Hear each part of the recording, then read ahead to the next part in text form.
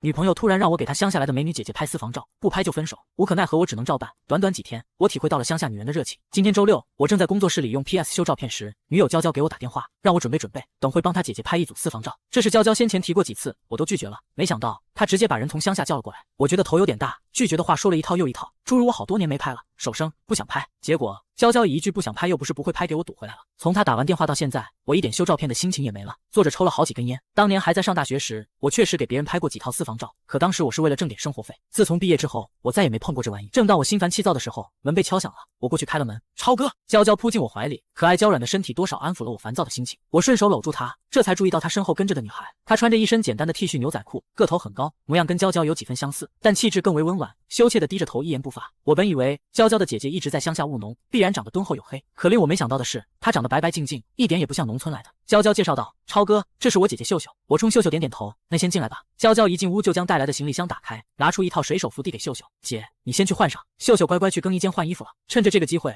我教训娇娇，这次就算了，下次不许先斩后奏。娇娇挽住我的胳膊撒娇：“知道了，你放心吧，我就这一个姐姐，不会再有下次了。”我笑着刮了刮她的鼻尖。娇娇就是这样，人如其名，极会撒娇。但不得不说，我确实就吃这套。很快，秀秀换了衣服出来，穿着水手服的模样让我呼吸一滞。衣服尺寸稍显修身，衬得她身形窈窕。天蓝色的水手裙下露出一双修长匀称的大长腿。乡下营养有这么好吗？不过我没有多说，直接开机让她就位。秀秀大概是首次面对镜头，被几盏灼热的聚光灯一烤，显得很是局促。我安慰她放松点，随便摆几个姿势就行。秀秀抿唇看着我，脸上挂着2团羞涩的红晕，挪动身子摆了个姿势。她回眸看向我，这样可以吗？这个姿势简直要把我鼻血勾出来了。只见她背对着我，从侧身的角度来看，身形线条柔和又优美。偏偏她梳着一对朴实的不行的麻花辫，回眸露出一点俏皮的舌尖，表情单纯又无辜，用现在网上流行的话叫做纯欲天花板。我深呼吸一口气，按捺下心里乱糟糟的情绪，草草给她拍了一组照片后，让她去换衣服。这时我才注意到工作室里只剩下我跟秀秀2个人，娇娇不见了，就我跟秀秀独处有点不合适，于是我打电话给娇娇，然而她手机却是忙线，难不成是出去打电话了？我拉开大门看了一眼，走廊里空空荡荡，身后传来秀秀的声音：“超哥，我换好了。”我扭头一看，愣住了。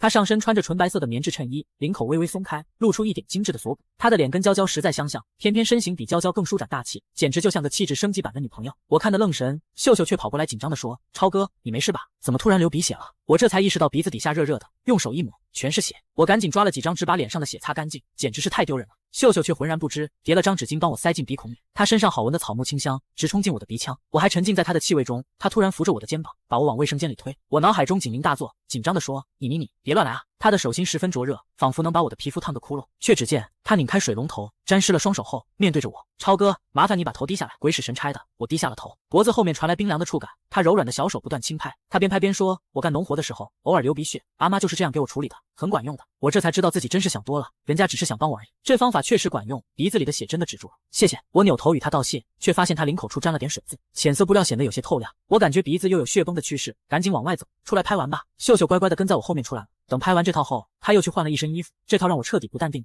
竟是一件设计简约的浅色吊带睡裙。我实在忍不了了，到底是什么情况？怎么她带来的衣服风格一套比一套清新，却又衬得人气质出众？我赶紧打娇娇电话，想要问个清楚，然而她的电话却关机了。我感觉不对，立马出门去找她。电梯很快到达1楼，门一开，老远就看见门口站满了保安，正想出去，保安们将我拦住了。你不能出去，19楼出现了阳性，现在整个小区都要隔离。我愣住了，那也就意味着我不仅没法出去找娇娇，还要跟秀秀独处一室。我顿时觉得有点头大，赶紧说：“大哥，我就出去一会，我女朋友就在咱小区里，我找到她马上就回来。”我义正言辞的保证，然而保安们非常敬业，任何人都不许出去，你回去吧。我还是不想放弃，好声好气的说：“保安大哥们，我就在小区里找找，绝对不出去，一定马上回来。”说着，我掏出一包华子，给他们每人都散了一根。这么着，几位保安好不容易才被我说动了，让开一道缝隙说：“那你可得马上回来啊，出了事我们要丢工作的。”是，我态度极好，出了门便在小区里疯狂寻找起来，找了几圈，就连地下停车场里我都找过了，完全没有娇娇的身影。我继续给她打电话，依旧是关机。我俩的交友圈没有交集，一时间我竟不知道能找谁。蹲在花坛上抽了7、8根烟，我只能放弃找她的念头，郁闷的回了工作室。站到工作室门口，我愣了愣，秀秀已经将整个工作室里收拾一清，茶几上摆上了饮料和水果。我是个糙老爷们，平时根本不会弄这些，而娇娇向来娇生惯养，也没做过这些事。见我回来，秀秀迎过来说：“超哥，娇娇呢？”一提到我就心烦，没好气的说：“你当姐姐的居然不知道？”秀秀尴尬的挠挠头说：“是我不对，那我出去找她。”她转身就要走，我赶紧一把抓住她的手：“别去了，咱小区隔离了。”秀秀有点呆住了，看看我俩相交的手，脸上绯红一片。我咳嗽一声，将她的手松开：“你别瞎跑。”他咬着嘴唇说：“那怎么办呀？我给他打电话。”说着，他掏出手机打给娇娇，但也是关机。他沮丧地坐在沙发上，像个做错事的孩子。这副样子，我反而没脾气了。我不应该乱发脾气，殃及无辜，心里升起一层愧意。我问：“你有带衣服吗？你得在这里跟我隔离14天啊！”秀秀愣住了，但很快脸色又红起来。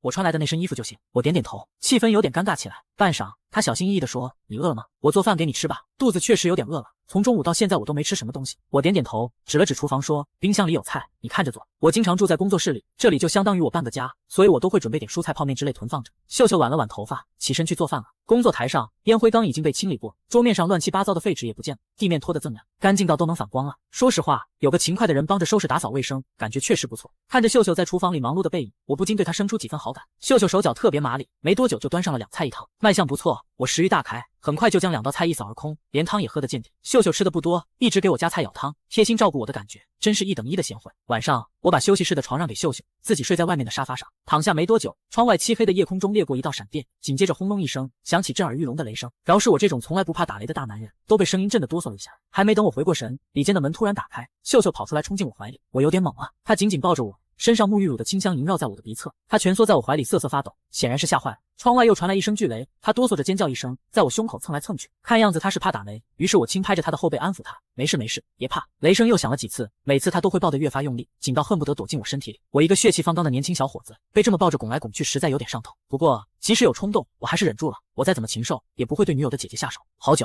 外面的雷声终于停了下来，瓢泼大雨砸在玻璃窗上。秀秀终于松开我，看着我身上凌乱的衣服，她似乎意识到刚才的姿势有点暧昧。对不起，我从小就怕打雷，我不是故意的。看着她红透的小脸，我轻咳2声，没事，能理解。我开了壁灯，才发现秀秀居然穿着那件浅色吊带睡裙，灯光昏黄，显得气氛更加暧昧了。秀秀抱着双膝，微微侧过身想缓解尴尬。她解释道：“我那身衣服洗了，只好穿这个睡觉，别的几套都有点紧，只有这套宽松点。”我当然知道她指的是哪里紧，虽然这身睡裙也只是刚好合身而已。我努力不看她，你要是没衣服穿，可以穿我的，我的 T 恤都很宽松啊。不用了不用了，我平时睡觉不会乱跑的，你别担心。我望了眼她身后的房门，那你回去吧。秀秀却嗫嚅着说：“今晚我可以跟你一起睡吗？我怕待会还会打雷。”她像只柔弱的小兔子，看她这么可怜的份上，我说：“那好吧，你睡沙发上，我打地铺。”不用。她一把拉住我的手，我占不了多少位置，就这么睡。想想那幅画面，我就不寒而栗。长夜漫漫，这考验也太艰巨了。我不想对不起女朋友。不等她再开口，我从里间将床垫子搬出来垫在地上，睡吧。不等秀秀再说什么，我背对着她闭上眼睛。第二天早上醒来，我发现秀秀像只八爪鱼似的缠着我，腿不小心搭在了我腰间，而她的小脸就贴在我耳边，嘴唇微张着。她紧紧搂住我的脖子蹭了蹭，轻哼了一声。我本来就有些生理反应，被她这么一刺激，差点控制不住。我赶紧将她一把推开，冲进了卫生间，冲了半天冷水，才终于将那股燥热给压了下去。等我从卫生间里走出去，就看见秀秀坐在沙发上，满脸抱歉地看着我。超哥，实在对不起，我也不知道怎么就从沙发上滚下来了。没事，我目不斜视地走过去，随口说：“把衣服换了，你去我衣柜里找就行。”秀秀明显愣了一下，但还是乖乖去换了身衣服。超哥，这身可以吗？她穿着我的白衬衫，长度堪堪到大腿中部，领口系得松松的，露出一点锁骨，衬得她脖颈线条格外好看。这身打扮简约却又透着别样的清爽，反而比刻意的装扮更让人觉得心动。我突然发现秀秀在穿搭上很有天赋，每套都能刚好凸显出她的气质。超哥，我去做饭了。她似乎很开心，蹦跶着进了厨房。我深呼吸了一口气，要是再这么待下去，我非得心神不宁不可。趁着饭还没好，我将秀秀的照片都导进电脑里，开始修图。修了几张，娇娇终于来了电话。她好像刚刚运动过，说话间带着轻喘。超哥，照片拍好了吗？我有点恼，现在倒是关心进度了，昨天怎么一声不吭就跑了？我没好气地问：“你昨天去哪了？找都找不到，电话还关机啊！”娇娇突然尖叫一声，声音特别奇怪，断断续续地说：“我朋友出车祸了，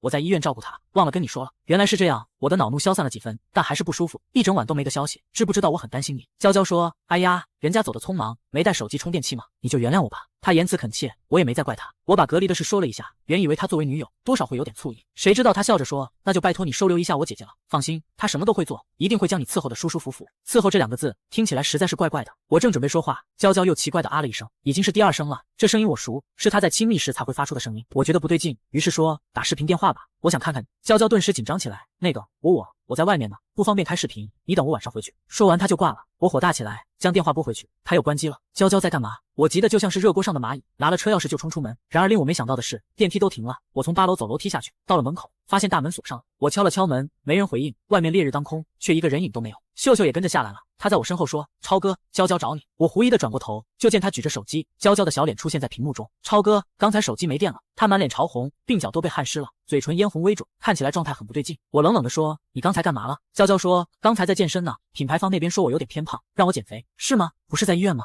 怎么又健身了？那让我看看健身房。她这副样子我简直太熟悉了，绝对不可能是健身。超哥，我有点拉肚子，待会出去拍给你看。手机没电了啊，先不说了。他又把视频给挂了。秀秀的表情也有些尴尬，我将手机还给他，你知道什么吗？他摇了摇头，外面太热了，我打算回去。微信响了一声，娇娇发来一张在健身房的图片，她穿着紧身的运动装，身体曲线凹凸有致，在镜子前摆出造型。超哥，你看嘛，我真的在健身。我不置可否。回到工作室后，将这张照片导出到桌面上，查看详细信息，发现这张照片拍摄于前天。娇娇又在骗我，我对她向来是有求必应，尽我所能宠着她，而我对她没什么要求，只希望她能好好在我身边待着就好。我没想到她会这么不安守本分。秀秀一回来就进了里间，隐约传来打电话的声音，我知道她跟娇娇之间一定有联系。走近一听，秀秀声音压得极低，隔着房门听不真切，隐约听见勾引，做不到这几个字。她们姐妹俩感情看起来还不错，我相信秀秀的手机里必然会有些有用信息。秀秀的手机密码就6位，经过几天观察，我已经摸清楚了。趁着她去洗澡的时候，我拿着她放在外面的手机，解了锁，打开微信，点开她跟娇娇的聊天对话框，一眼我就怔住了。娇娇姐，你一定要想办法勾引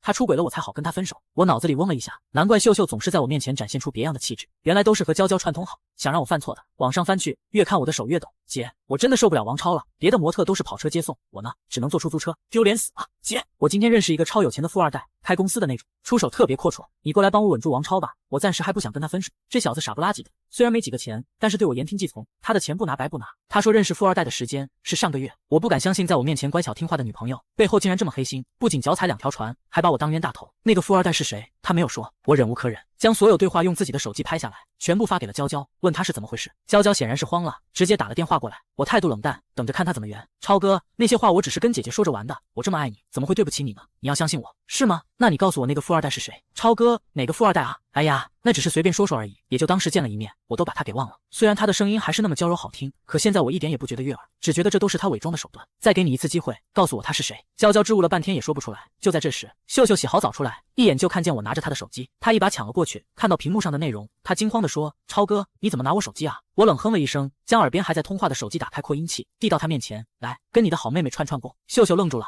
但还是将手机接了过去。娇娇在电话那头特别生气，大声说：姐，你怎么回事啊？怎么让王超拿到手机了？秀秀说：我不是故意的，我去洗澡了，他偷看的。那他怎么解锁的？你把密码告诉他了。我知道了，你喜欢王超，故意让他看见的是不是？不是，我没有。秀秀简直委屈的不行，吸了吸鼻子，直接哭了。刘秀，你可是我的亲姐姐，居然帮着外人欺负我，你看我告不告诉你？秀秀慌了，一个劲解释，可娇娇根本不听，将所有过错都赖到秀秀的头上，劈头盖脸骂完就挂了电话。屋内陷入死一般的静寂，秀秀哭了半天，抹着眼泪说：超哥，是我对不起你，你能先别赶我走吗？等隔离结束，我会乖乖走的。知道他跟娇娇沆瀣一气后，我不再同情他，你可以在我这住到隔离，但有个条件，你告诉我那个富二代是谁。秀秀想都没想就偏过头说：我不知道。这种反应一看就是撒谎。于是我又说：这样，只要你告诉我他是谁，我帮你在城里找一份工作。你应该很怕你父亲，想就这么回乡下吗？这番话显然说动了秀秀，不知道想到了什么，她害怕的抖了抖，做了好半天的思想斗争，她才终于说：我确实不知道那个人是谁，我只知道娇娇叫他东哥。东哥，我心里有了猜测。秀秀依旧那么贤惠能干，每天都将工作室里收拾得干干净净，就连犄角旮旯里的灰尘也不放过。可我对这些视若无睹，我讨厌女人骗我，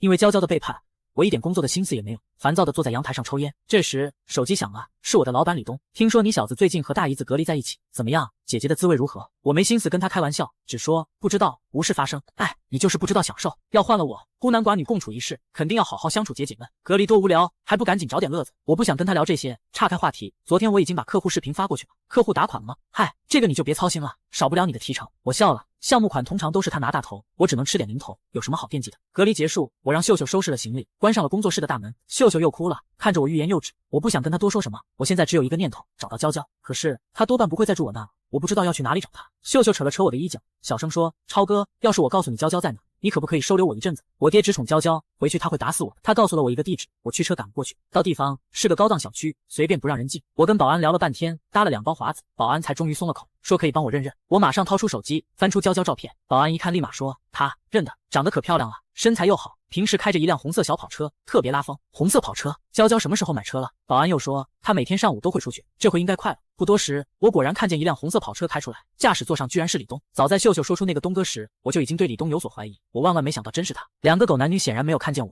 依旧谈笑风生。我实在气不过，直接冲过去拦车。李东猛地一踩刹车，看见是我，他脸上表情变了变，最终还是下了车。娇娇跟在他后面，看起来很心虚。我看着他俩，冷冷地说：解释。李东先开口：王超，娇娇是个好女孩，跟着你实在太委屈了，我会帮你好好照顾她的。我真是笑了，别人都是朋友，妻不可欺，你倒好，你是不客气。娇娇跟着说：王超，你确实很好，可你给不了我想要的。东哥跟你不一样，不管是跑车还是包包，他随随便便就能买给我，你能做到吗？娇娇，3年的感情比不上这些东西。娇娇脸色一黑，你跟我谈感情？那行，你要是真爱我，就努力挣钱满足我，而不是做个打工仔，守着你那点死工资过日子。我每月工资和提成能拿3、4万，通常只留1万自己用，其余的钱全给他花。就算是这样，也满足不了他欲壑难填的心。王超，我那些小姐妹哪个男朋友不是有钱的小开？平时都是车接车送，要什么有什么，我差在哪了？我凭什么不配得到这些？李东看了眼手表，推了我一把说：“王超，我们赶时间，乖，别挡路。”他这一推惹恼了我。我终于再也忍不住，一拳揍在他脸。娇娇在旁边一个劲尖叫，碰都不敢碰我一下。打完人，我撂下狠话：你们这对狗男女，别后悔。既然揍了李东，我不可能再留在公司给他当牛做马。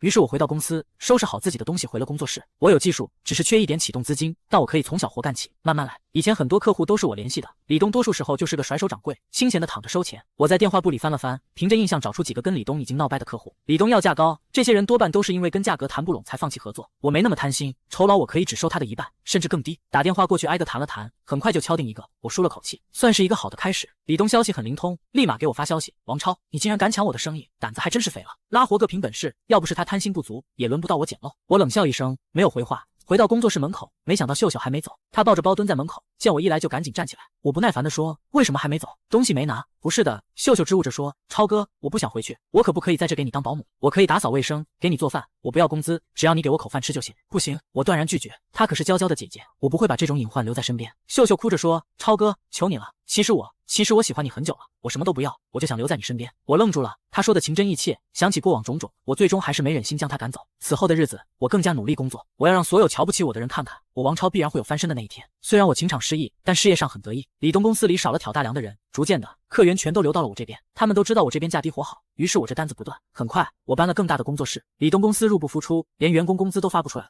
遣散了一堆人。以前跟我交情还不错的几个人跳槽过来，我通通都收编了。我知道会得罪李东，但我既然决定自立门户，就做好了与他为敌的准备。我每天连轴转，很快就病倒了。好多年没生病了，这次一病，高烧40度，躺在床上喉咙干痒，咳嗽一下胸口都疼。秀秀全程都贴心的照顾我，喂我吃药，给我端茶送水。我吃不下饭，他就变招法做饭，花样百出。我不是个木头，他对我这么好，我确实很感动。但我心里始终卡着娇娇那根刺，没法回应他的感情。病好之后，我重新投入工作。李东的公司入不敷出，很快宣布破产，名下所有的资产都被银行冻结。他通过别人联系我，表示想入股我的工作室，被我拒绝了。他都破产了，还能有钱入股？无非是想来我这当蛀虫罢了。他亲自上门来求我，我闭门不见。虽然为了个女人犯不上跟兄弟翻脸，可他那天对我的态度让我知道，他根本就没把我当兄弟，他只是把我当条狗。这天下班时间，门铃突然响了，秀秀不在工作室里，我只好亲自过去开门。我还以为是客户过来谈工作，脸上挂着笑，却没想到门外站着娇娇。一见是她，我顿时黑了脸。你来干什么？我毫不客气。娇娇又摆出往日里那副娇滴滴的姿态，讨好的笑着说：超哥，让我进去吗？不行，我现在一看见他，就想起他那天跟李东是怎么奚落我的。超哥，我想你了。他猛地扑进我怀里，哭着说：超哥，我后悔了，李东根本就不爱我，他跟别人好了。我愣了一下，趁着这个功夫，他推着我进了屋，反手将门关上了。超哥，你还是爱我的对不对？我们重新开始吧，我一定会好好爱你的。说着，他的手凑过来想拉我的胳膊，贴在我耳边说：超哥，让我好好陪着你。我一把推开了他。刘娇，我们早就结束了，别来这套。我抓着他的胳膊，毫不留情地将他往外推。就在这时，秀秀回来了。娇娇愣了愣，惊讶地说：你怎么在这？他又看了看我，最终得出结论：刘秀，你居然真的跟王超在一起了。秀秀赶忙解释：我没有。娇娇冷冷一笑：刘秀，要不是我，你永远都不能从乡下出来。就你这个土包子，你以为王超真的会喜欢你？做梦！他刚刚还不是跟我亲近了？秀秀震惊地看着我，我摇了摇头，他依旧半信半疑。娇娇一巴掌甩在秀秀脸上：那你怎么还死皮赖脸待在这里？你什么居心？我看不过眼，将娇娇往外一推。刘娇，我屋里有监控，你少胡说八道。娇娇慌了，结巴着说：怎么可能？怎么不可能？你以为我还是当初的王超？现在我的工作室已经上了规模，上门来谈合作的顾客络绎不绝。保险起见，我早就装了摄像头，却没想到今天会用在娇娇身上。娇娇见我态度这么强硬，将怒火对准了秀秀。刘秀，你真是个贱人，你居然抢妹妹的男朋友，你还要不要脸？我将秀秀护在身后，秀秀捂着脸说：我没有抢，是你自己不要的。我把秀秀拽进了门，砰的一下子甩上门，把娇娇给关在了外面。秀秀哭着说：对不起超哥，我知道你不喜欢我，我只是为了赌气才这么说的。我抽了纸巾递给他，我知道。娇娇还在外面拍门，我烦不胜烦，将监控录像调出来，直接发到朋友圈，并且连名带姓好好介绍了一下娇娇的身份。我冷静地收了手机，从冰箱里拿了冰块给秀秀敷脸。这个娇娇下手也太狠了。秀秀疼得一抽一抽的，委屈巴巴地说：超哥，你是不是要赶我走了？我有点奇怪地看着他，为什么？因为我是娇娇的姐姐，那又怎样？我不以为然，去做晚饭。后来我才知道，娇娇来找我的那天还没有跟李东分手。我的视频发在朋友圈之后，李东勃然大怒，跟娇娇吵了一架。李东有录私密视频的习惯，出去之后便将娇娇的相关视频都放到了网上，一夜之间娇娇就出名了。只不过方式太过惨烈，视频影响太大，她被模特公司开除，并且面临高额的赔偿金。娇娇在城里又没脸再待下去，只好回了乡下。她还不上债，于是成为了欠钱不还的老赖，被限制出行以及消费。李东父亲的公司经营上也出了问题，现在李东连啃老都没有机会了，于是他去应聘摄影师的工作。然而以他的三脚猫功夫，根本就没人愿意招他。年迈的母亲捡破烂供养他，而我在1年后迎娶贤惠的秀秀进门，